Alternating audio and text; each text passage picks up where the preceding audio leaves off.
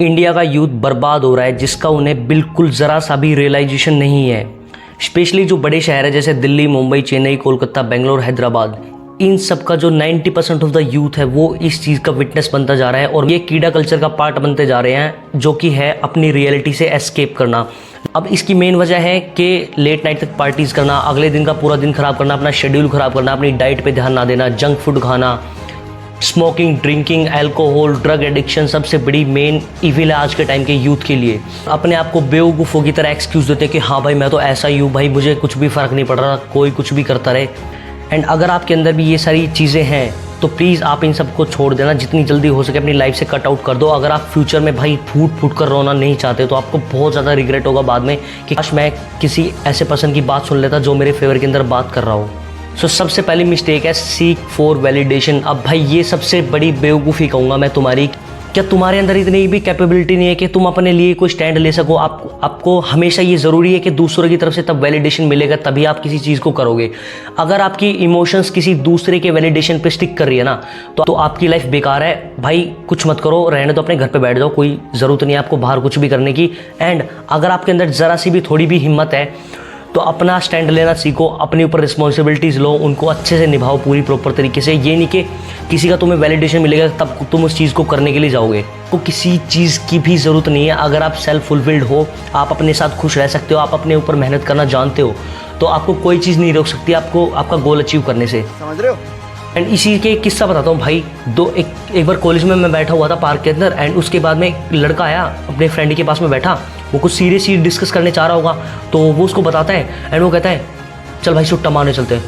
भाई मैं कहता हूँ बेवकूफ़। अब भाई देखो ये सबसे बड़ी बेवकूफ़ी है कि आप भाई सबसे पहले तो भाई उस फ्रेंड को ही छोड़ दो, क्योंकि वो तुम्हारा भाई बिल्कुल फ्रेंड नहीं है। वो हेल्प करने की बजाय आपको बुरी आदतों में धकेल रहा है। और भाई वो लड़का तो बिल्कुल बेवकूफ़ ही है जो कि किसी को ढंग की एडवाइस नहीं दे सकता सुन के। और मैं गलती तो सबसे बड़ी आपकी मानता हूँ कि आप ऐसे लोगों को चूज़ करते हो एज अ फ्रेंड जो ना तो एटलीस्ट करियर के पाथ पे तो हो, एटलीस्ट चाहे सक्सेसफुल ना हुआ हो, चाहे वो सक्सेस की तरफ बढ़ रहा हो, एटलीस्ट आपको ऐसे फ्रेंड्स की तलाश में रहना चाहिए हमेशा। और भाई फ्रेंड्स ना आपको सिर्फ ढूंढनी पड़ेगी, मेहनत करनी पड़ेंगे, एफर्ट्स लगेंगे आपके। और अगर भाई इस तरीके के अगर आपको कोई लड़का मिलता भी है तो भाई मैं तो पहले बता रहा हूँ कि भाई बिल्कुल एस्केप कर दो, उनसे दूर हो जाओ बिल्कुल भी। कोई ज़रूरत नहीं भाई आपको ऐसे लोगों को फ्रेंड्स बनाने की, उनके बिना भी आपकी लाइफ बहुत ज़्यादा चल जाएगी बहुत।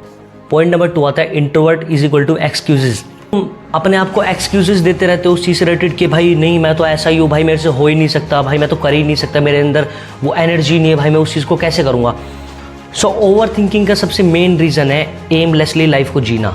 और फिर अगर कोई लोग उससे पूछता है कि भाई कैसी लाइफ चल रही है, कहता भाई बस कट रही है। भाई ये कट रही है ये कैसा आंसर हुआ? भाई ये तो स्टूपिडिटी हुई ना तुम्हारी। तुम्हें पता है कि ओवर थिंकिंग करता कौन इंसान है? पूछो मुझसे।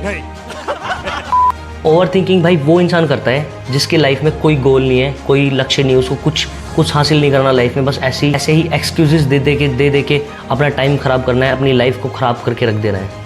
अब वो तो अंधेरे में तीर चलाने जैसा हो गया ना कि लाइफ आपकी चले जा रही है और आप दिन काटे जा रहे हो, कुछ अपने लिए नहीं कर रहे हो। एटलीस्ट भाई अपने आप को ग्रो करो ना, आप एक पर्टिकुलर शेड्यूल के अंदर डालो अपनी बॉडी को। मैं मानता हूँ कि थोड़ा पेन होता है किसी भी नई चीज़ को स्टार्ट करने में, बट एक बार आपने अगर उस चीज़ को अपनी लाइफ के अंदर इंटीग्रेट कर लिया ना तो ट्रस्ट मी, अगर आप जो अपनी लाइफ से रिलेटेड जो भी सिंगल टास्क भी कंप्लीट करोगे ना अपने एंड के ऊपर, इतनी ज़्यादा खुशी होगी ना, उसका कंपैरिजन आप लाइफ की किसी भी खुशी से नहीं कर सकते जो कि आप अपने लिए करने जा रहे हो। सबसे बड़ी प्रॉब्लम पता है आज के यूथ की क्या है? Lack of attention span. अब आज से 10 साल पहले जो अटेंशन स्पैन था वो था 75 सेकेंड, और उससे पहले जो 10 साल थे उसमें लोगों का अटेंशन स्पैन था 2.5 मिनट। और आज के टाइम का पूछो कितना होगा? आज के टाइम में लेस देन 40 सेकेंड्स। अगर हम आज का एग्जांपल लें तो आज अगर आप किसी चीज़ को कर रहे हो जो कि हमारा अटेंशन स्पेंड टाइम है less than 40 second, according to research बताया गया है कि आपको 25 मिनट लगते हैं कि अगर आप किसी चीज़ को कर रहे हो और वहाँ से अगर आप डाइवर्ट हो जाते हो, मतलब डिस्ट्रैक्ट हो जाते हो उस काम से, तो आपको 25 मिनट लग जाते हैं री अटेंशन गेन करने में उस चीज़ के ऊपर। एंड ये सबसे बड़ी इंपॉर्टेंट चीज़ है भाई, अपना अटेंशन स्पेन इंप्रूव करो। भाई किसी भी नॉर्मल ह्यूमन को 25 मिनट लग जाते हैं अपने काम पे रिकंसंट्रेशन करने के लिए, जिससे कि वो मैक्सिमम आउटपुट निकाल पाए। अब सोचो एक बार आपकी कंसंट्रेशन टूटती है तो आप चले जाते हो इंस्टाग्राम के ऊपर, फेसबुक के ऊपर रील्स स्क्रॉल कर रहे होते हो, यूट्यूब शॉर्ट्स को स्क्रॉल कर रहे होते हो, और कब घंटों निकल जाते हैं आपको पता ही नहीं चलता। स्पेशली जो कॉलेज बॉयज़ एंड गर्ल्स है ना, मैं बता रहा हूँ भाई अपना टाइम बिल्कुल भी वेस्ट मत करो। टाइम हमारे पास लिमिटेड ही है, क्योंकि एवरेज इंडियन जीता है 70 साल। 20 साल तो आप ऑलरेडी ख़राब कर चुके हो, लास्ट में 20 साल आप अपने ग्रैंड चिल्ड्रन, पेरेंट्स, फैमिलीज़ के साथ में निकालोगे, बच गए आपके 30 साल।